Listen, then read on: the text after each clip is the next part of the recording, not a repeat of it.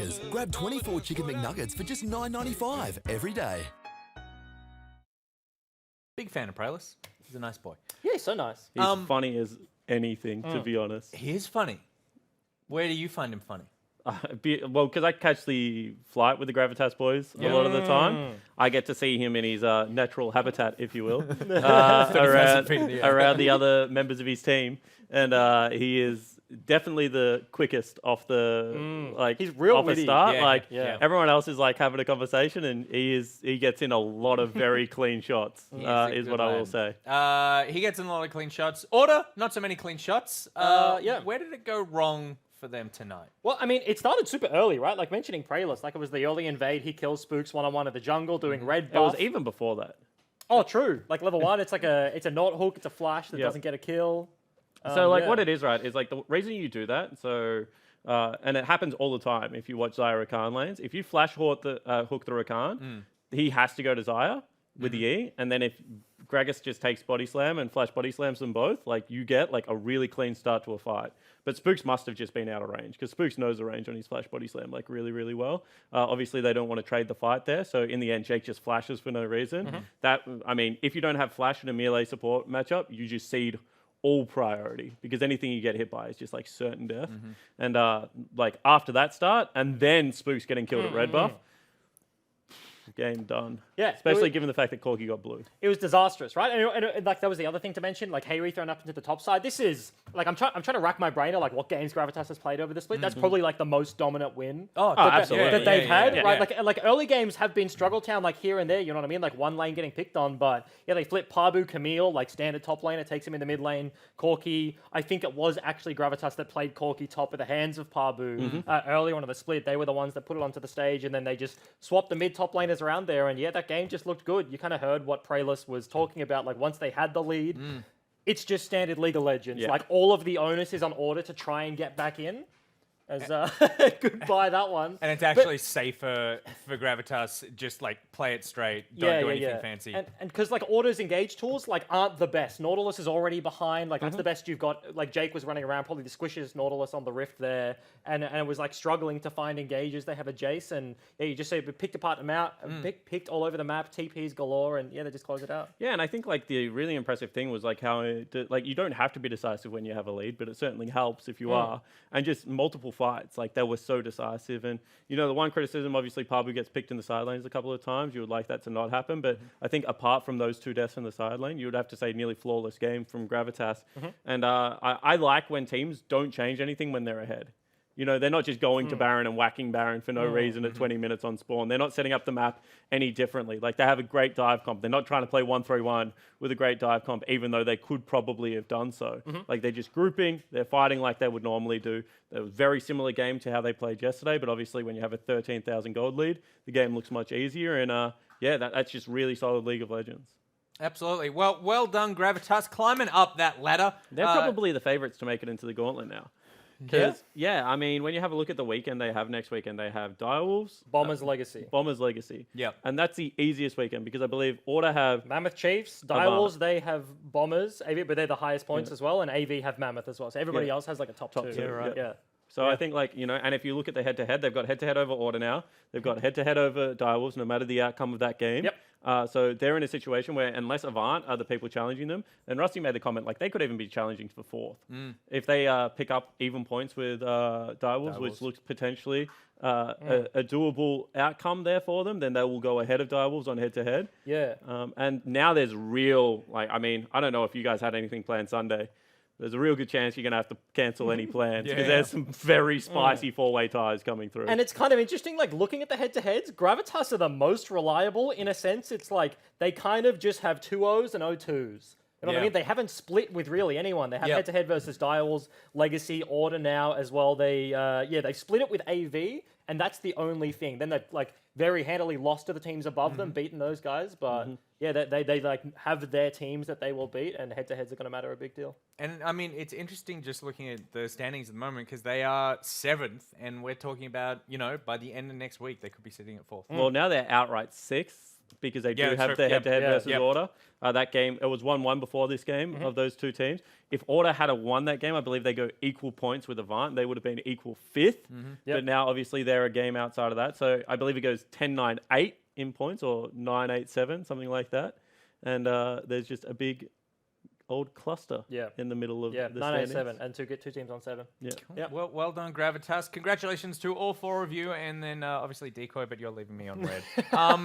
Okay, let's get into some Little Legends action. Jake hasn't built anything You yet. haven't built anything. No, I haven't. What are you rocking in TFT at the moment? I use the River Spirit, I think. Is that what it's Oh, called? the river Oh, you're the sprite? stone. Yeah, and also I have a rank 3 stone guy. Stone? Like, Isn't he the stone? Nobody looks at that and Isn't thinks he of the a stone? yeah, It's like the yeah. stone. He's made of stone. It's the pebbles. He's literally made of stone. The gloopy... Hold on. The river sprite, the default one, you're going to Google. No, not that. No, I'm Oh, no, I no, thought no, you were talking no. about the river sprite. No, no. Oh. I am this guy. The guy, like the Ivan-looking dude with a round head. Stone. Round little- stone. Round It's head. Stone. He- Stone. He looks like a totem, but he is the totem. Like, look, I just made him. There you go. yeah, okay. There Stone he is. head. Where is the Little Legends? I can't find them. Production will get a picture up. I'm Why sure. don't you give me this? I don't want your Oh, yeah, because I was just making it very- weirdly, I was just making- Okay, I'm this one. weirdly hard, crusty. Yeah, I'm just saying. Oh, okay. Yeah, little stony. And the stony thing guy. is, I have a rank You guys, 3. you know what we're talking I about. have a rank 3 of them, but I use the rank 1. Oh, he's kind of cute. right, interesting. He's kind of a cute Is little. that because you like the rank 1, or is this some sort of like anti-capitalist statement? No, it's like I don't like him at all, to be honest. Yeah, neither do I. But I think it is more of like a, you know, when you're really, did any of you guys play? I'm not going to name the name, but maybe the most popular MMO of all time. Yep. And then you got really good gear in it, and then everyone would transmog that really good gear to look like amazing. Yeah. And people would run around with warglaives and stuff. Yep. And then you're like, that was the hip thing to do. And then it transcended that to where like you would change your warglaives to like 2 sticks. And like you you just would wanna wear look like like a crap. ragged shirt, like the cut off yeah, shorts, yeah, like yeah. would show your beautiful legs, Yeah. and you'd run around with 2 sticks. And then you'd like that person would join your group and do like 10 times the DPS of anyone. You would inspect them. It's like, hey, he's running around with warglaives of Totally. Rune Terror. Yeah. Like that's amazing. Like that's what I have in TFT. Yeah. Okay. All right. So it is a flex. Yeah. Yeah. I like that your first thought was like the capitalism. It's like I've spent all this money, but now I'm gonna waste you, it. man. I Yeah. know, like Jake. That's a good idea. Oh, there we Jake, go. Jake swings wildly for me between like just you I'm know definitely the part left of one. society and watch it all burn. And so on any particular day, one of those two Jakes could come in. Okay, so what do you want to make then? I don't want to make anything. Oh, that's fine. Not after that. No, I'm okay. gonna make a river spirit. I feel like I've completed my. I feel like that broski. is nothing like what yours looks like. Have you actually Googled it yet? We brought it up, and yeah, it's the inverse he colors. inverted the colors. It's he's black the with a main white head, but I've made white with a black head, Can I have some? and so. I kind of think they need this blue. But I just realized we have a lot of Play-Doh. Sorry, molding clay. We have a lot of molding clay. Yeah. And What part of if they don't sponsor us, they don't get on the broadcast? Do you not understand? it's been everywhere. It's one of those. It's one of those synonymous. catch-all words. Like it's like It's like Hoover. Kleenex or Hoover. Yeah, you just Hey, go. Nick, you know, can we for just grab America. some black Play-Doh, please? For Of Pulse? course you can. He's just in the process. Catch. Sorry. Molding clay. Who? Can I have molding clay? You guys really suck at this. This is all. We're trying to get sponsored by a company. we've got that some make molding. McDough. We I also don't think they will be happy with that either. Well done. Well done. So I have made. No, you haven't. That is not. Oh my the goodness. Wicked Witch of the West. What is No. that? So I have made. Let me get this out of here. Where's my? I have to Google. This is. Oh God. It's the Falling ugliest apart. thing I've Oh God. Oh no. The thing you forget about this molding you clay want a is that nose? it's kind of not designed to stick on other things. Okay, there. So this here. Anyone know what it is? No, Anyone want to take a guess? no. I think it's pretty It looks cool. like the lady from The Incredibles. It does a little bit. The really little one. Yeah. It's a one-to-one. the one that height. says darling. Yeah, yeah, yeah. I feel like I recognize that. You should. You all know this. What? It's so ugly. Oh. What is it? Anyway, okay. Well, if no one is going to guess, I made Pulse. Oh. So I want to see him as my little legend. So what it is is he's wearing the purple shirt he's wearing now. He's looking pretty fly.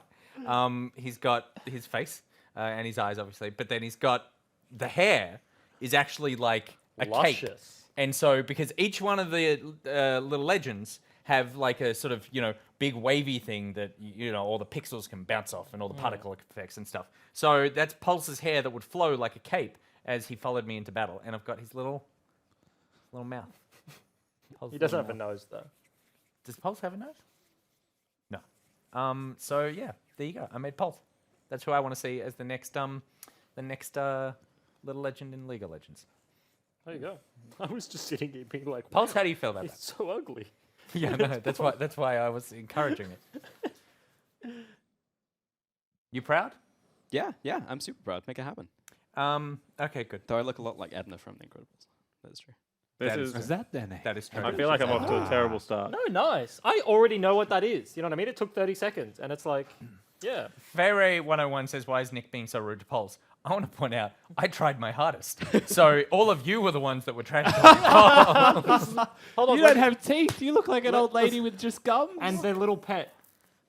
There we go. There we go. He's got a lock around his neck now. He's got some bling. I want to know where the eye of my Feather Knight went because it is not Then- there. I know this. Okay, Jake, what are you? Oh, you are making your. Oh, that's nice. It's just very easy. Yeah, Like, I don't know how you guys took so long to do this. Like, I made two, Top, sorry, I made an actual dog with horns. and he made a proper Yeah, dog. is that- And can we just get an update? Should we get an update on where Pulse is at with his before I we think head I'm- into the I final think game? I'm For that? good, right? What do you think? That looks awesome. stupid I adult can't zoom proof in though. Should I container. give this over to you guys? I'll get it. Details important. on Introduce his. game 4. Very good. Game 4. Who's playing? It's the last Bombers of games versus today. Legacy. Yeah, It's Bombers on the Legacy. screen. We never look at the screen. Jake. That's the rule. We're not allowed to look at the screen. Yeah. I mean, in terms of standings, right? Bombers. Oh, okay. No standings, implication at all. Just straight up. Oh, that's actually really good. It's too blurry. Oh, it's so 3D. What did you use? Nick's making. Hold on. Do it again. I'll make sound effects for you. Ready?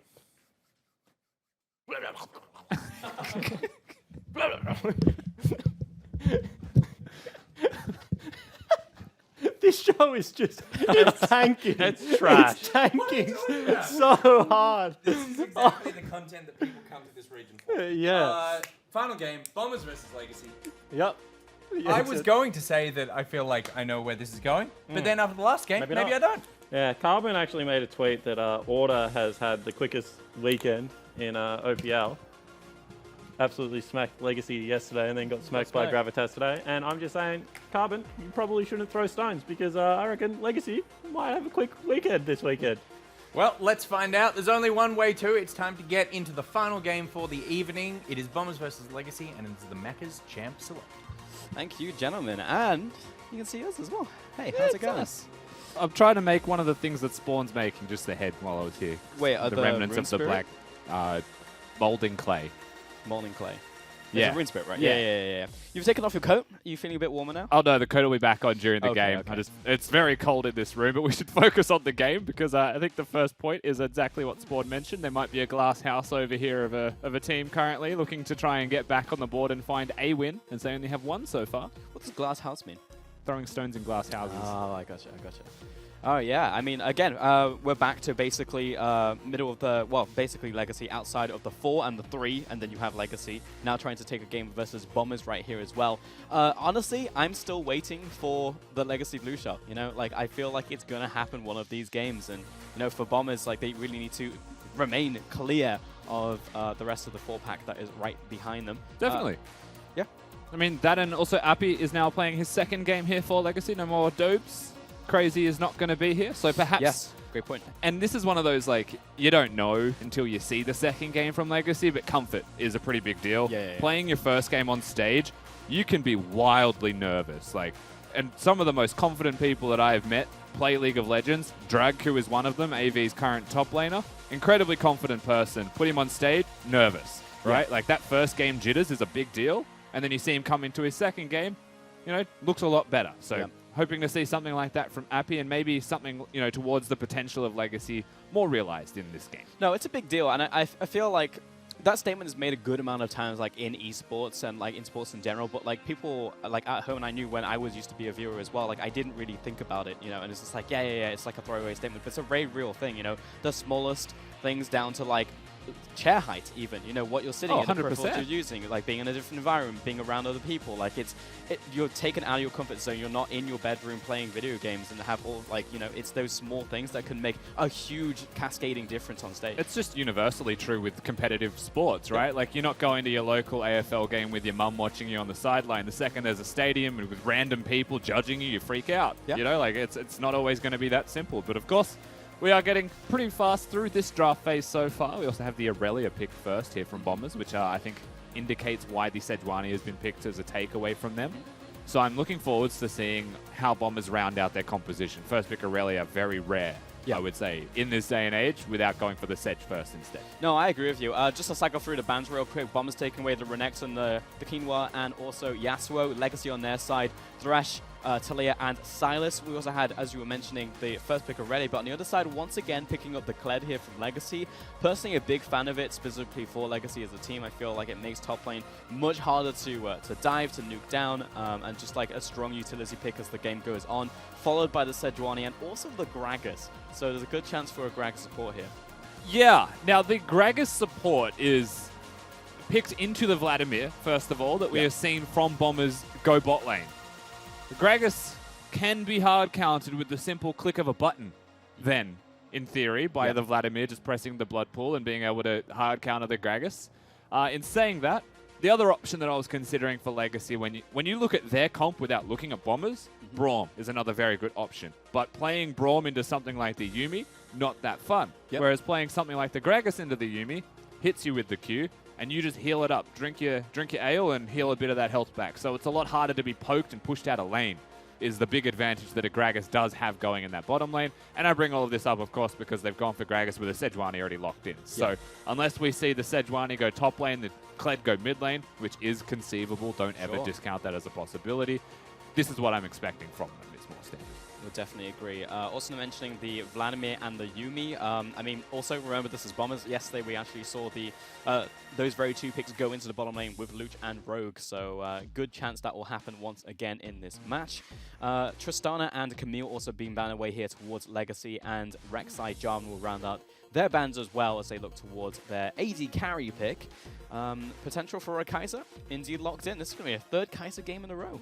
I would say very good game for a Kaiser as well, with all of the crowd control surrounding the pick here from Legacy. Of course, wanting to pick their AD carry is presumptuously blind, but also with the assumption that it could be a Vladimir if anyone so far. So with this Yuumi, could be an Ezreal, could be a Sivir. They could play super aggressively now with an AD carry down there, and I've no doubt Mimic and Roma can both play a solo lane Vladimir. They know it's a Kled matchup, so that's really the one thing that the Vladimir would be trying to avoid. But that's not going to be seen this time around anyway. It's going to be Vlad going into the bottom lane. And I think we've just got expected lanes here with Azir playing mid and Aurelia top. Yeah, I think so too. Yeah, Azir and Olaf being locked in. Legacy looking towards them and their final pick. Presumably going to be a mid laner. We will see though. We did see a Kaiser earlier today go into the mid lane herself. And it will be in the hands of Appy. What is he going to pick for the team here? 1 second remaining, and it's going to be Akali. Okay, and that just strikes me as a Chaz champion. Yeah, definitely. Chaz is the assassin player. Of course, this is very much one of his picks. Paprise does strike me as, of course, more of the Kled guy anyway. So now that we see the composition locked in here from Legacy, we know it's the Gragas going bot lane. The Akali into the Azir matchup does have a lot of kill threat potentially. You've also got double melee solo laners now with the Sejuani, which is why I really do like the choice of going for that Akali last as well. Magic damage, melee champion, there's not a whole lot of them available, so they're able to lock one of the few that exist down there. So composition's complete. I actually kind of like where Legacy have gone with their aggressive styles, but I worry really across the board the risk of being outscaled is pretty high, and so they'll need to make things happen early, which is a place that hasn't always worked. Yeah, for sure. And, you know, Bombers on the other side with a composition like Vladimir in this lane, in the bottom lane, will hit a point where he does massive amounts of damage with a similar control range in the form of Azir in the mid lane. And you've also got Mimic on the champion where you can also just pop off on the Aurelia. So there's a good chance for the early game scale, but also Bombers have something in the mid game. And we've heard time and time again from Soulstrike, you know, this is something that they are actively looking towards, you know. So yeah, we'll see if they can replicate that in this game. Yeah, definitely. I mean, looking at Bombers, consistency is a very important thing coming into Week 10. Looking at Legacy, I would say any improvement's a good step for them, of course, as they are still just playing that blue shell, trying to upset a lot of the middle and top teams right now. Yeah, exactly. And as we get into game, we have Denian joining us. How are you today, Denian? Yeah, I'm good. How are you? Yeah, quite well, thank you. And yeah, talk to me about Appy right here, because obviously coming in over this weekend, what's the idea behind that? Well, I think Appy's really good. I think some of the attributes he brings that we were potentially lacking. It would be nice to keep Dobes as well the entire time, but sometimes things aren't going the way you want it, and you just try to shake it up a little bit. With their OCS gauntlet run for Legacy Genesis not panning out as they would like it, we thought this guy's around, let's give him a go. So is there like an example that you can give us, Danny, on like one of the things that he does provide that is a positive? Well, he provides a lot of like aggressive plays, and he's a very vocal person on the team as well. So an example of a thing that he would do is like even if you're playing weak side, sometimes you'll just overstep and he'll just smack you for it, right? Like he has like that keen eye to look for opportunities even when maybe like most people aren't or shouldn't be. So I think he's really good in that aspect. And then if you're like playing the macro game out and you're looking to like, let's say, push top into going into mid and dive or whatever the case may be. Yep. He has a pretty good eye at trying to punish other teams for like trying to get in your way or anything. Like you go near him and he's ready to fight. It just happens. He gets a fight, and they're usually really good fights. So it sounds to me like the killer instinct is a big thing that he definitely has. And for the team of Legacy, is this something that you guys think you lacked or just wanted more of? I think when we look at how we play out mid to late games, a lot of the times we have something that we want to accomplish, and a lot of times it does not get accomplished in the way that we would like it to be done. So having someone that is really good at finding those opportunities and making it work, and then giving him champions that have those capabilities, I think really sort of smooths out the mid to late game sections that we have. Obviously, this requires us to get through early game, which yesterday we didn't. And also talking about the draft as well, like working on this as well, we've seen the Kled now come out from you guys. It seems like we've gone through stages of compositions. I saw the Rumble earlier from you, and now it seems to be like Kled is a big pick. Obviously used in a very different way. We've seen a lot from like the Chiefs, for example. What are you using the Kled for? Well, there's usually two ways you use it. You can kind of use it to go even, and he's hard to dive because he dismounts a lot of CC. Yeah. And then remounts if you mess it up at all. I generally prefer using it aggressively because if the champion has priority, like not only can you dive because you have the dismount to drop aggro, but you can roam mid or take a recall and roam bottom, and there's very little counterplay for other teams to do it if you are doing it effectively. So I prefer using Kled in the offensive style of Kled. I think you pick it, and there's not a lot of champions right now that outright beat Kled if you are playing towards it. So the main issue then is finding a composition that you can play towards the Kled for a big section of the game without without your teammate suffering for it. And or suffering too much. Do you think you've got that in this particular game? You've got the Kled Sedge, so there is a lot of kill threat early game for you, but do you feel like your rest of map is safe or enabling enough? I think yeah. I mean, Vladimir Yuumi should not be a very aggressive lane, so they scale really well. Like, there's no question about that. But are they going to punish Kai'Sa Gragas free farming or Gragas roaming? Probably not, right? So I think that's a really positive aspect for us. As for mid, that just depends on how like Chaz and Bryoma pan out in the game. So I think this is a very volatile lane because Azir just wants to farm it out, and Akali very much does not. Yeah, awesome. As always, thank you so much for your time, Danny, and best of luck. Thank you. Have a good one. And while he was speaking about bottom lane here, Danny, and one little interaction that I think is super cool is against the Vladimir, against the Yuumi specifically as Kai'Sa, if you look for level 1 fights, your Q damage is isolated. So you just deal maximum damage to the single target, right? So you can see them, late invade the tri-bush, try and find them coming towards lane, catch them before there's a minion wave in play. You actually do get the maximum damage trade onto the Vladimir. Yeah. And there's no sustain from a Yuumi at level 1. She goes Q, has a point in W already, needs level 2 actually to have that sustain. So you see a potion already used by the Vladimir, and the long way having to be walked just by walking in a tri-bush. Meanwhile, on the top side, Wilder moving towards the top side of the map is red buff into blue buff into Grom. See if he can get something done on top side of the map. And good summer story for him as well, moving towards his blue buff. Top lane, looking at this one, currently Aurelia does have the wave advantage, pushing this one in towards Paprise. Should be able to get most of these minions, though. They're trapping the rope early. But yeah, Mimic definitely controlling this wave and lane so far. Yeah, Kled's one of those champions that, like, you know has early pressure. As I put my jacket on backwards, I know you're going to look at me now. He has a lot of early pressure if a jungle is nearby, but his actual 1v1 kill threat isn't that high until, you know, well, first of all, you want level 3 so that you have violent tendencies available, as well as the bear trap and the dash. But you also want your first recall, realistically, to, you know, have the phage to be able to have the sticking power.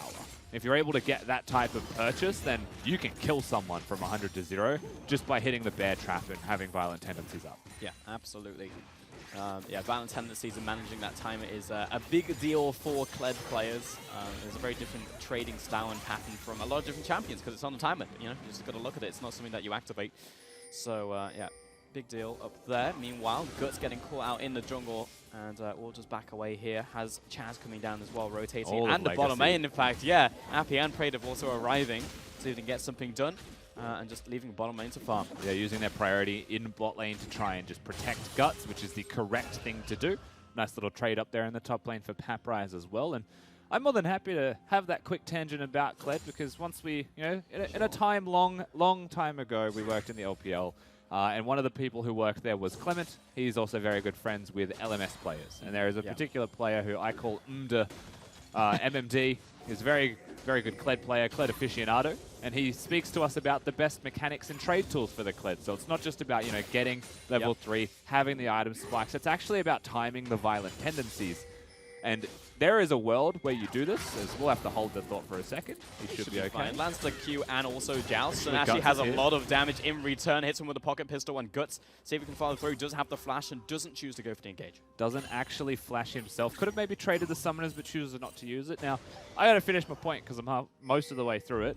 There are Kled strategies where you don't level violent tendencies until you fight, just so you have it available. So there's also a world where you fight, get dismounted, level it up, and instantly remount, you know, just by leveling it at that time. And, you know, that's one of the cool things that Kled can do, because most of his laning strength is actually based around, is my W up? And yeah, if you're a Kled player at home, that doesn't mean reach level 8 and still doesn't have a point in the violent tendencies. This is a level 3, level 4 thing when you're looking at generally junglers pathing top and looking for that first 2v2 or trading top side. So yeah, hold on to it, but not forever. But it is a big deal, yeah, because you can instantly use it. Also means you should be practicing your quick leveling, control. Yeah, hotkeys, man. Important.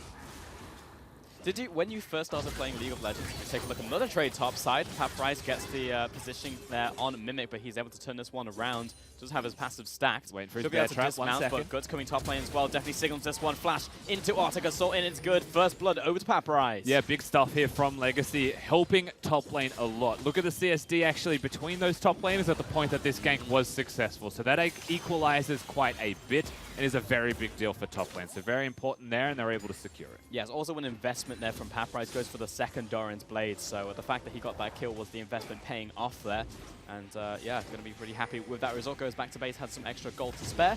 And Miniwave was crashing into tower. Mimic already used his TP, so this is going to be him evening up the amount of CS there in that lane as well. Yeah, and experience is now the next thing you'd be looking at. So level 6 is a very important spike point. You can see that mid laners have ticked over to that. Top lane has been fighting so much they just haven't seen the opportunity to casually farm experiences. Bombers, they're going to look towards the dragon straight away. Wilder instantly smites it because he's more than happy to be low and have the second smite available. Tina here as well. No real worry here for the Olaf. And they are pretty good to go. So I'm going to go back to normality just for a hot second here as we'll just be clearing camps and also taking this risk scuffler here in the bottom side for Wilder. As Paprise also, once again, trading in the top side as the Kled is want to do. But yeah, the question I was going to ask you is, when you first started playing League, did you use hotkeys immediately, or were you click to level up person? I used hotkeys for everything except for spells. So I learned like shop and summoner spells. Yep. With hotkeys, but like I'd never use smart cast on regular spells. So I would like but like I never clicked anything if I could help it, like including the shop. But also what I didn't know is you can left click in the shop. Like double left click to players. Papyrus is in trouble, he's dead. I mean, that should just not happen. Yeah, Mimic with a great outplay there with the Vanguard's Edge, and it was as simple as that. But you know, that's life for top lane. Mimic's just a very good player, he'll get some kills. Now, I used to double left click my items, and I didn't know you could right click, and it just one taps an item to purchase or sell it. Yeah, right. Yeah. So for like 7 years, I was doubling my clicks. And it's actually something you don't think about because, like, obviously we all play at home, you know, us and you guys at home as well. But until you actually see someone else play League and you're in the same room with them, and you're like, wow, that's like how you approach the game. Like, oh, you click to level up, or use hotkeys, or you use the function keys. Well, that requires being in the same room. Like, you can't watch a stream and be like, yeah, he double left clicked that item, you know. So no like, one has a keyboard. There's a chance people at home that are listening to this are like, you can right click. Like, you don't know. I had a conversation with someone on Discord the other day because I use middle mouse button to move my camera. Yeah. And that's like crazy to some people. And yeah. So I believe Faker uses his middle mouse button. I felt validated when I watched the stream once, and I was like, you know, there you go, man. But yeah, tweet at us and what your bindings are. Very interested to hear because I know some people actually just completely reassign their bindings. They don't even use QWER. So Guts looking for a gank in top side. Oh, respect flash coming out from Mimic. Papyrus is a good way away, but but they want to turn it now. Yeah, Wilder here throws out the axe, cannot be slowed, but can be CC'd, and Guts taking so much damage out from Mimic and Olaf combined there, and a good return kill. 2-1 in the game, and 2-1 on the Aurelia. And truthfully, you look at the scoreboard and this doesn't look good for Legacy already. And the big thing for that is, like, first of all, there's a lot of agency in mid lane. Secondly, top lane's been getting solo kills after being ganked a million times. And the biggest thing, though, is bot lane's got a 30 CS difference. In a slow, scaling, losing lane of the Vladimir and the Yuumi, not necessarily what we're seeing here. And you look at it and you're like, that's okay because the Kai'Sa will scale anyway. They can kind of match their scaling, do different things, of course, later, but like both happy to scale forever. That's a really big CS difference from pretty much just raw 2v2 laning, and that's not ideal for the side of Legacy at all. Yeah, though it does, you know, fit in the old MO of Bombers, you know, strong in top side, specifically strong on those solo lanes and playing through them. It is exciting to see, once again, Mimic just tossing out the Vanguard's Edge, gets the combo off. Perfect follow through as well from the Aurelia, and that's going to be another Blade Surge finishing off the Gledon top side. Another head scratcher there for Papyrus, unfortunately. Doesn't have his flash, doesn't have his teleport, so he's just going to die once again. Now 3-1 is the Aurelia. And if ever there was a moment where my question of, is first picking this Aurelia worth it when your opponents can just take the Sedge? The answer is very clearly, Mimic doesn't care. He's just a good enough player. Yeah, and sometimes you can just win those matchups because of player skill. You know, like Aurelia versus Zed is not a matchup I particularly give to Aurelia. Like there is outplay potential, obviously. There always is on a champion like that, but their trap on the rope combined with E&W is more damage, and typically in trading versus minions, Kled should win that matchup. But yeah, this is just pure skill coming out of this Aurelia, and Tiamat completed. Mimic always been a powerhouse top laner as well in the OPL, even back when he was in Legacy a little while ago. You know, was the Ornn player, was the tank player, and it has been really refreshing to see him come into his own joining the Bombers, being able to play those carries incredibly well. Put on, honestly, a clinic. This is a very good example of what he's able to do when completely unleashed. Yeah, it's scary for sure. Just watching Luch sidestep every skill shot possible in the bottom lane. And it's interesting, right? Because like Bombers very much in contention for, you know, in top 3 contention for MEO alongside Chiefs and Mammoth right here. And looking towards those strengths of Bombers, you know, like does it match up versus those top 2 teams? And you know, where is Bombers? Are they second? Are they third in that top 3? Guts falling down to Wilder here. Actually, I'll take this all after. Appy here as well alongside Chaz. But yeah, I'm with you. Not entirely sure about that one. Doesn't throw the ultimate, however, which is important. Olaf, of course, has his own available, so no point. Appy also may just die if they try and engage onto the Olaf. He's a dangerous man when being attacked at low HP would require the Kai'Sa. You would expect to be nearby, but all of this time spent roaming from Appy means the bot lane has got no priority at all, and they'll be going against the flow kind of to get into this pit. They won't have their Kai'Sa as she's catching waves under the turret. But Legacy, they're ready for the fight anyway.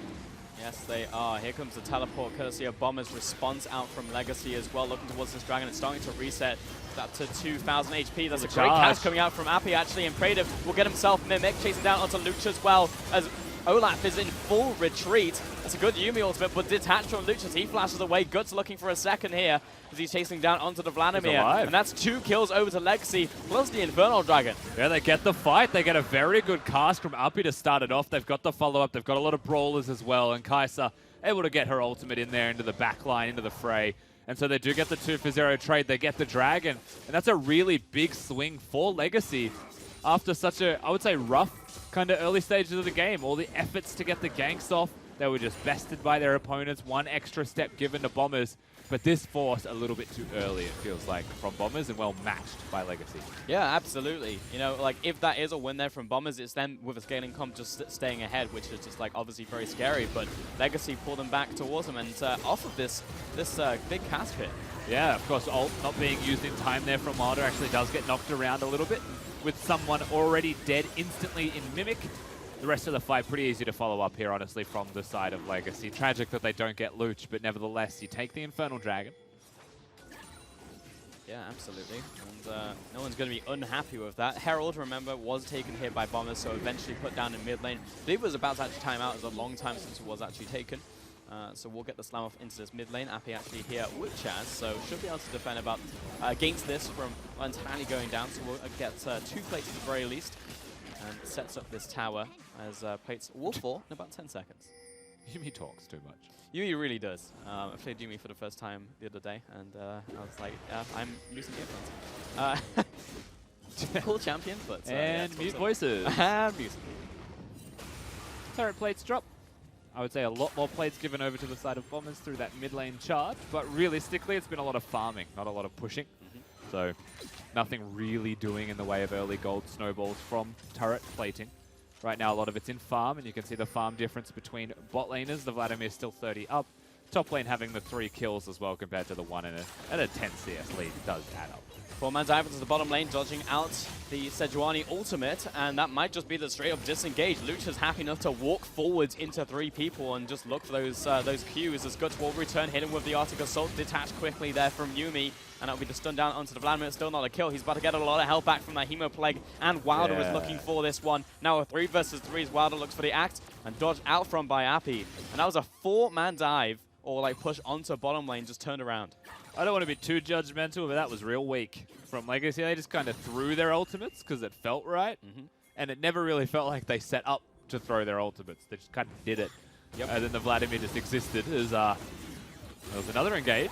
Yeah, 2 versus 2, throws out the Yuumi ultimate, locks down Appy, doesn't have the kill just yet, comes out of the Sanguine pool, coming up river, he's dead. Rogue needs to attach on out onto the Olaf. Ryoma teleport down to the bottom lane as well. But it should just be the 1-for-1 as Praetor now getting aggressed on by Ryoma, gets a slow into the Sand Soldiers. Praetor out of mana, and now retreating behind the turret. Yeah, Praetor having to flash himself to safety, but a good teleport from Chaz. Now 2-0-1 on this Akali, quietly performing as the mid laner of Legacy in this game. And we are still within 2,000 gold of one another. Closer than you would like if you were Bombers at 15 minutes. Absolutely. Mid lane tower though, while all that was happening, Mimic just got a free lane just to hit the tower and the minions. That was pre-set up by the Herald push, so it will be outer mid lane turret dropping here for the Bombers.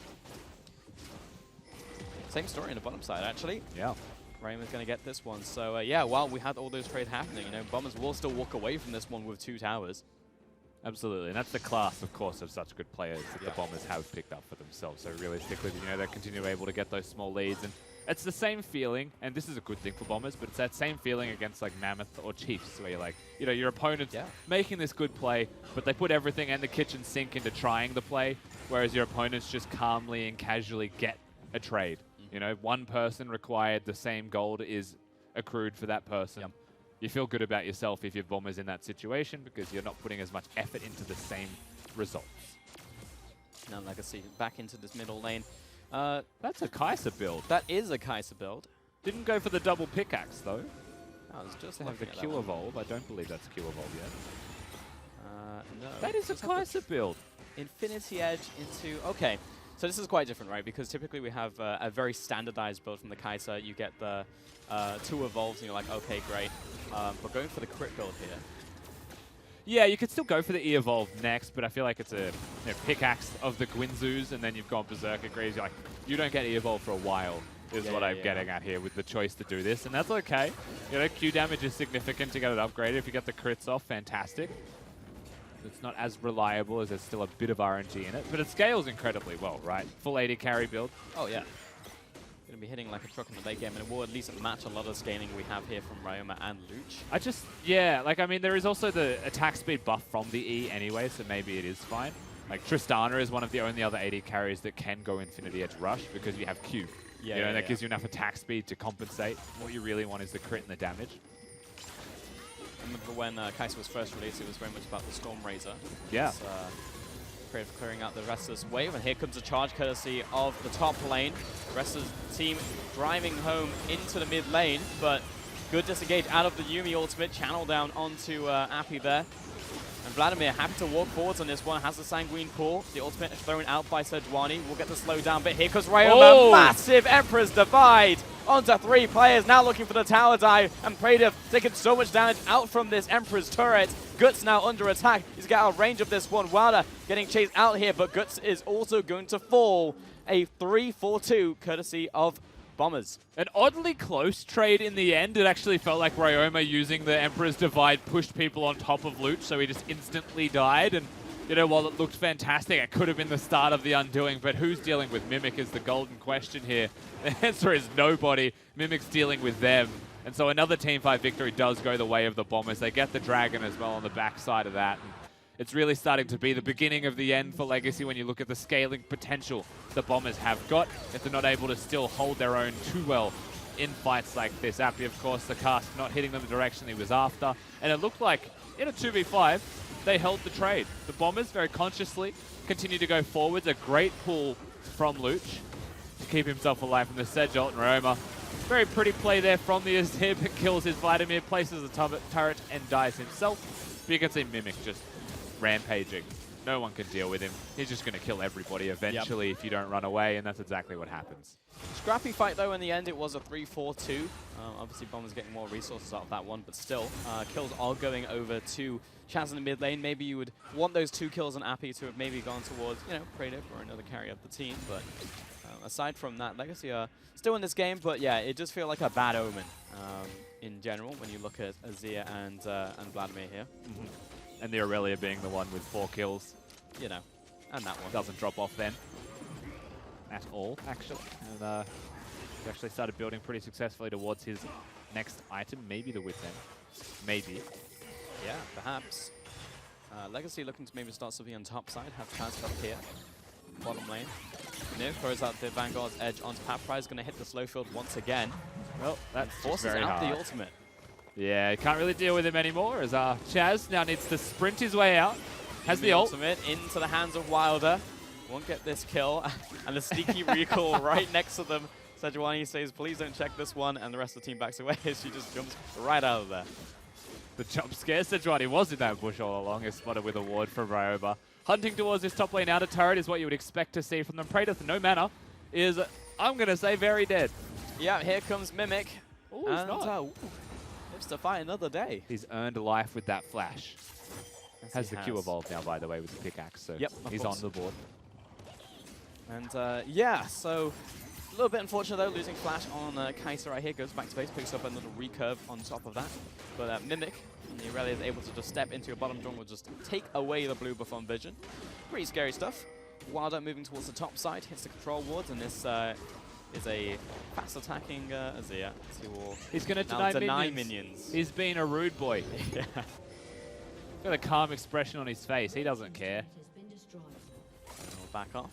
Guts is on his way to the top lane, but Appy isn't really looking for this. And we're 7-6 in terms of kills, but Bombers have picked up so many other objectives in the form of towers. There's a big difference in terms of gold currently. A lot of that is on Aurelia. Yeah, definitely. Aurelia is going to be the biggest deal here. He's absolutely the raid boss Mimic running around on the Rift. Waiting for that next big item spike to be seen from him, and that's the point where I would say it becomes uncontrollable. He's already winning the 1v1 from full health, just engaging the second he sees Paprize. So that won't get any better. And a 2-0-2 Olaf as well, one of the only people that truly drops off from the side of Bombers. He is actually pretty far ahead, so he's going to have his tank items and doesn't strictly drop off then. Yeah, indeed. He'll kind of pass the baton in terms of damage, at least over to Ryan Maluch and Mimic. But yeah, for now, he's just a scary Olaf in the mid game. Still has the damage while going tank. It's top flank trying to farm out this wave. Bear Trap and the Rope does a pretty good job of clearing out waves quickly here for the Kled, especially when he has Tiamat. Where's that Q going? Nowhere really. Just throw it because you can. Good vision spread actually put out by Bombers there, but still needing a reset before they even consider like looking at the Baron at all. It's not the safest thing to do just yet. Right now, Bombers, I would expect they want to set Mimic up more successfully in his side lane. Wait for the Sejuani to show is then probably the name of the game. Until the point that Sejuani shows, probably stay grouped and control some vision a bit more. Sooner or later, Guts will have to poke his head out, and at that moment, I feel like Mimic will just strike. Yeah, I'm sat in that side lane. No one really wants to be up against this Aurelia right now. 23 minutes, and you can see absolute control over the Baron. I don't think you could possibly place down more wards, actually. And absolute darkness here for Legacy. They can only see Wilder, and now they're seeing Yuumi on Wilder. He's looking to step forwards. But Yeah, but does seeing two people really mean they're not doing it? When there is an Azir on the Rift is always a question. Of course, you wouldn't expect them to be. Azir's now shown himself top lane, and they have gone for the reset, so Lush is about to show in mid. And now Bombers, in the moment where they were weakest, where they were full resetting, Legacy didn't get a single ward in the pit. They didn't know they were resetting, so it's not the safest thing to do, but now they have to bring Chaz up. They have to 5-man to get wards as a team, or that darkness will just cost them the Baron buff. They can maybe get on Luch though as the Arctic Assault comes in, hits him with the flail, but it's not enough really to take him down. They were attempting the 2-man actually, Wilder and Ryoma. And mid lane able to clear out this minion wave Legacy. All 5 members here, and Mimic, not a care in the world, has teleport pushing in the side wave. On the way ping is saying, just stall them. I'll just push this. I'll push this bottom lane in. I'll take the tower. And this indecision from Legacy will eventually mean they'll just pick up objectives on the opposite side of the map. Yeah, they finally decide to force the wards down, but they are being poked for it. They're being threatened at every turn, every twist that they take, and it will be a turret in bot lane as well, as Chaz is going to try and sprint his way back there to defend it. But now that Chaz is walking back to bottom, all of the efforts that Legacy made will likely be undone once that Olaf gets back onto the map. Vision will be re-secured for the side of Bombers, and suddenly this game twists back into their favor. And you'll be pleased to know it was a Wit's End in the end here for Mimic in his solo lane. But this is kind of the problem when your solo laner is that much stronger than anyone who can go up against him in the side lane. Imagine being Kled and your opponent builds Wit's End. You're like, well, that should be impossible. Yeah. Like, you shouldn't be allowed to do that and still be able to 1v1 me. But that is basically where he's at. You know, that item was picked up to be able to kill the Akali, not to deal with the Kled. It's nice DPS for the Kled, but it's about it. Yeah. And now he's that far ahead, it really doesn't matter. He'll still win the trade regardless. It's just satisfying to watch. Really clear is. a wave. Gets that one underneath turret. And about 5 minutes until the last Ocean Dragon. Baron's still not being taken yet by Bombers. Not finished this one off. Chaz moving towards the top side. Yeah, we've Potential reassigned our setup lanes here, onto Ryoma. even with teleports available, so it looks like it may be the Kled trying and the for it. Akali grouping. 5-man onto him. Lost out the ultimate. Emperor's Divide knocks away 2. Chaz jumps over the wall, but here's Wilder to collect. Tanks the Pathrise ultimate. Here comes Rogue as well. That's a great Yuumi ultimate. Locks down absolutely everybody. And now you have to feel the Aurelia is about to clean up. Gets 2. Moving on to his 3rd. 4 kills over to the Bombers. As fast as you like, and Praetor tries to get away, flashes the wall, and now Bombers will move on towards the Baron. Yeah, Ryoma absolutely styles on Legacy. They pick their moment, they say this is the play, and he just outplays all of them. They don't even get the single kill that they were after when they started the fight. Rogue is alright. Question mark, because that entire shield was tanked up right there. Jumps over the wall. Ace comes in for Mimic. 5 kills and a Baron for Bombers. I respect the attempt there from Praetor, but nevertheless there was still an exhaust available for Rogue as well as his shield passive, so was never going to die unfortunately. As Bombers, they'll get the Baron, they'll get themselves a 10,000 odd, 11 odd thousand now gold lead. They even get a mid lane turret before the reset. Driver's seat doesn't even begin to describe it, but what we should be doing here is just celebrating how stylish Ryoma is, because he is caught here. He has missed position, but he pushes them away, gets over the wall. And this stopwatch, saves his life from a Flash Akali ultimate as well. That was the perfect execution that completely misses, and the team arrives to clean up as they clump to try and kill the Azir.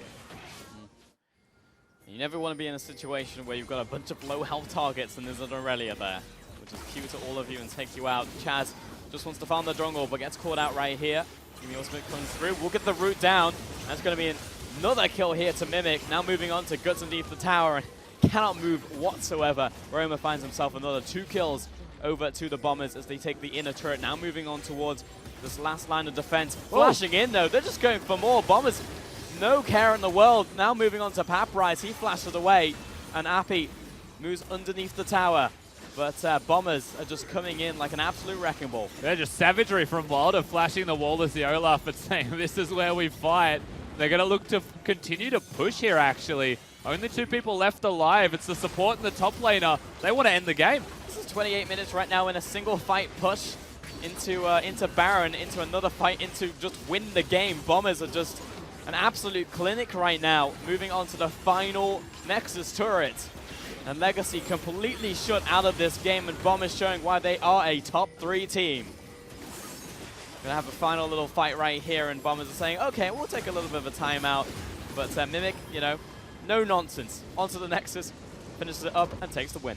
Able to get the win in the end. Of course, a little bit dicey when you're looking at the Nexus itself, and I think a couple of the Bombers members there started yelling, just hit the damn Nexus.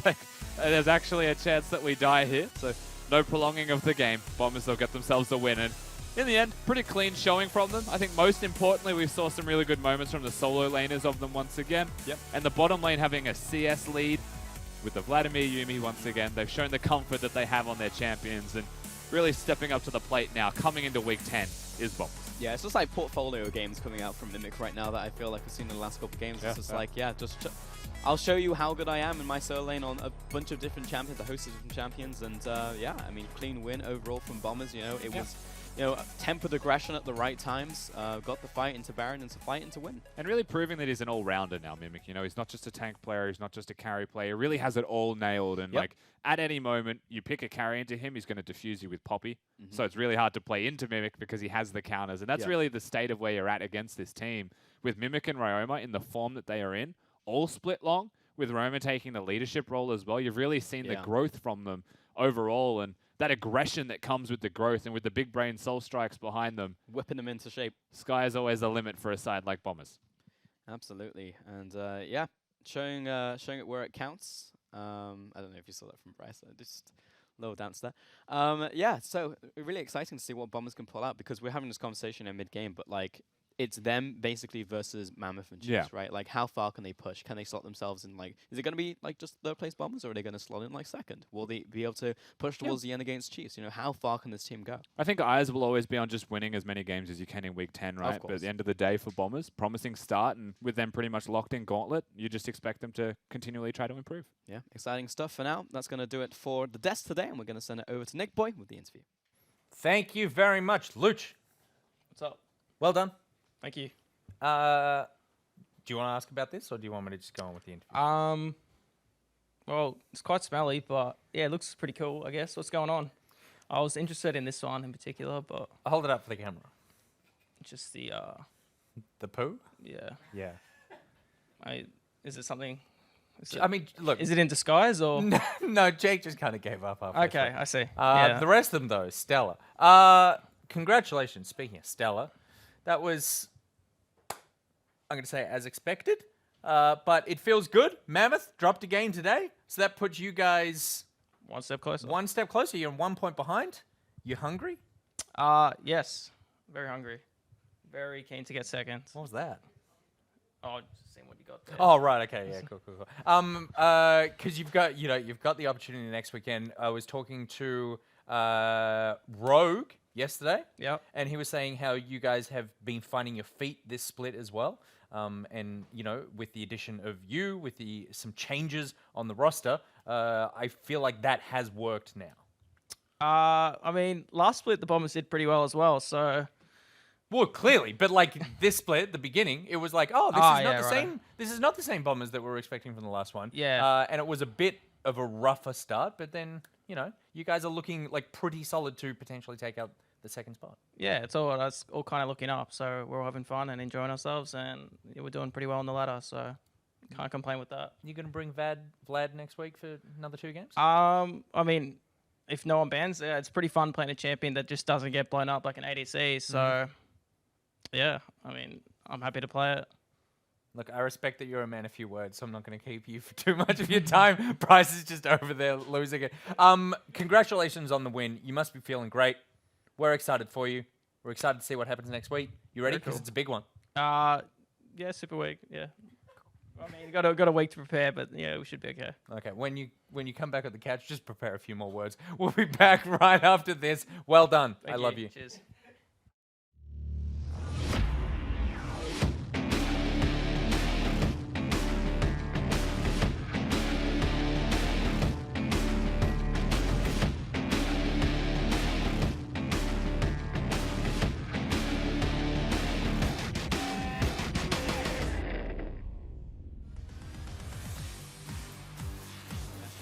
Here comes the teleport courtesy of Bomber's response out from Legacy as well, looking towards this dragon and starting to reset up to 2,000 HP. There's a great catch coming out from Appy actually, and Praetor will get himself Mimic, chasing down onto Lucha as well, as Olaf is in full retreat. That's a good Yuumi ultimate, but detached from Lucha as he flashes away. Guts looking for a second here as he's chasing down onto the Vladimir.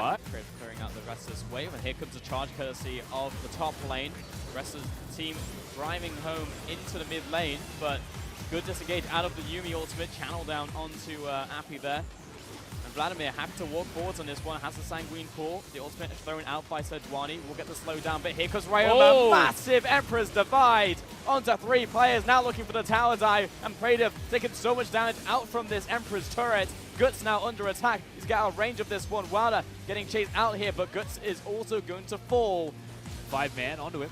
Lost out the ultimate. Emperor's Divide knocks away 2. Chaz jumps over the wall, but here's Wilder to collect.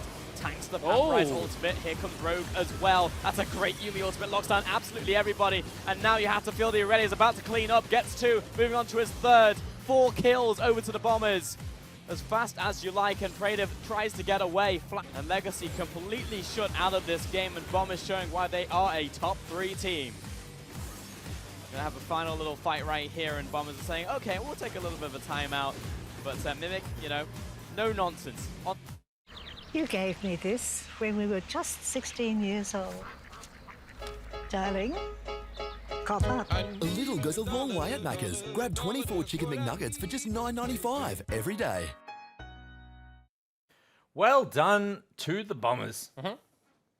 Yep. Come on. Well on to the Bombers. Give me something.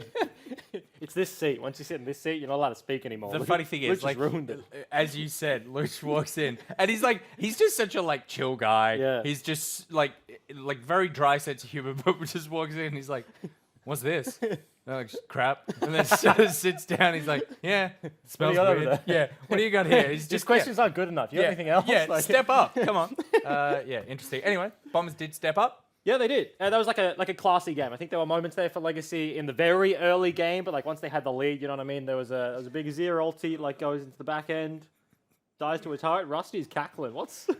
He's just looking at this guy. He's holding poo. 100% poo, and I can't unsee that is poo. Yeah. And it's a just stick. it's poo. It's It's like it's supposed to be a staff. No, he carries around a twig. Oh, it's a Can twig? you give it a bit of greenery? Yeah, could you give it anything? Could you give it less girth? Could it be less girthy and have one leaf? I think this is Get gonna your fix mind it. out of the gutter. I think this is gonna fix it. No, it's gonna. the You're gonna toilet make it bowl. look like he ate some peas. Oh my god. I am Jake's lack of interest. Look at the difference. Oh, it's pink. It needs the pink. Whatever. We've To be got fair, green now. it is winter, Rusty, so the flowers just aren't coming out right now. It's a One goes staff. there. I think we ate the flowers. Chat says it's poo. This looks so much better already. No One one goes thinks it's there. a twig. There we go. We're fixing it one step at a time. One goes there. There we go. He's a little twig. Now he's a little magic man instead of being a blue man holding a turd. God. He's just holding how order played today. Let's okay. Let's bring it back to the trees and not the sticks. Legacy Bombers. What do you want us to say, Nick? Bombers went out there, they won. All right, cool. Are you happy? I'm just saying, sometimes we need to have some analysis, and it's not just molding clay all over the OPL for They the weekend. picked a very good composition because there was very little punish to happen on the bottom side of the map. They knew that the Sejuani and Kled were going to play around each other, and they counterattacked it very, very nicely. That's all I needed from you. A Congratulations. stopwatch. Tommy's still very good. Tommy is still very good. Yeah. Do you reckon he will stop being good anytime soon? Hey, you know what? Doesn't really concern me anymore. You were going to say. I am so here for this Jake. Like, this is my favorite Jake, where he's like, Is this what you enjoy? My world crumbling? That's good. You straight up are not gonna shave. Like, our producer was like, because you said, I've been pushing the beard for a bit. Let me know if you want me to shave. And he's like, after this weekend, probably shave. You're 100% coming. No, in here, absolutely not. Like, I have a scragglier job than to ever do. next I have to go scrim for at least 12 hours a day next week. week. Yeah. But I think Tommy has gone from strength to strength over the last 3 years. And if anything, he's better now than he was 3 years ago. So the answer is probably not. That is the right way for a career to be going. All right, let's take a look at the schedule. No, not the schedule. Sorry, I was distracted by the camera movie. The result from today's games first. It is Chiefs versus Avant for game number 1. Chiefs took that one down. Direwolves, the surprise upset for the evening. Oh, well, no, double surprise upset, I suppose. They took down Mammoth for game 2. Gravitas, surprise number 2, managing to smack order around. And finally, Bombers versus Legacy. Bombers taking it out pretty clean. Yeah. That leaves us with the standings, the rankings, the ladder. Whatever word you want to use for it, we got it. Chiefs ranked number 1. Mammoth, Bombers, Avant. Definitely not Avant. Direwolves. Well, it's correct. It's just in the wrong order. Yeah, it's just in the wrong order. So it's Bombers, Direwolves, Avant, Gravitas, Order, Legacy. It wouldn't be the OPL if that graphic wasn't just in some way messed up. Look, the analysis just didn't go our way, and they're just trying to keep us on our toes. You know? Mammoth need to go 3-0 next week, and Chiefs need to go 0-3 for Mammoth to get top spot. Yeah, because they have head-to-head, so they have to beat them. Yeah. So that's a tough That ain't ask. happening. Bombers Yeah. could get second. Bombers True, could only get 1 second. point Yeah, behind. no, Bombers could totally get second. Mammoth do have the head-to-head, so they need to overtake them. Bombers will beat them twice. Yep. If Bombers hadn't lost 3 games to Order, that would be first right now. Yeah. There you go. And there is the like. That was Rogue's analysis from yesterday. Yeah, that's true. Yeah. Yeah. Oh, well. All right, cool. Well, he gave me more than you guys did just then. Man, I just repeated him. We are done for this evening slightly. Big shout out to the little legends that we created. Look at them. So we've got the Fury Horn there, and then this is the like mystery egg where you get your little legends. That's capitalism, boys. That's what the graphics operator was making instead of that last graphic. We've got Pulse here, and we've got Pulse's tentacle here. We've got. It's too good. The tentacle is too nice. It looks like a walrus now, but it is supposed to be a feather knight. That is not a feather knight. We've got the Hauntling. Is it sitting on top of? Yeah, little river sprite. It's crushed the river sprite. Yeah, no, they're just really good friends. They're just hanging Okay, right. out. They're just hanging out. And then the OPL logo at the front. I Big think you've missed the success. most important one. Just hang on a second. sorry, I'm yeah, going to get it yeah, in there. yeah. We can. Just- I don't know. Go back to the shot. I'll hold it for you. No, I'll get hold it. in No, the he back. wants to. Yeah, I knew Yeah, that was yeah. coming. There we go. All right, I think that's our sign for the fact that the evening is over. My microphone is broken. Unfortunately, it isn't because we do have the MPL up next. None of this molding clay would be possible without the support of our lovely sponsors, McDonald's, the official partner of the OPL, Amwave, the official retailer of the OPL. You're cracking. Don't look at me. Okay, I'm just- sure. I'm just hanging out. We've got HyperX, the official headset of the OPL. Thank you very much to the 3 major sponsors. And, of course, Molding Clay, the official molding clay of the OPL. We are heading into the MPL. We're going to take a short break. Someone else is going to clean up. It's not our job. We'll be back right after this.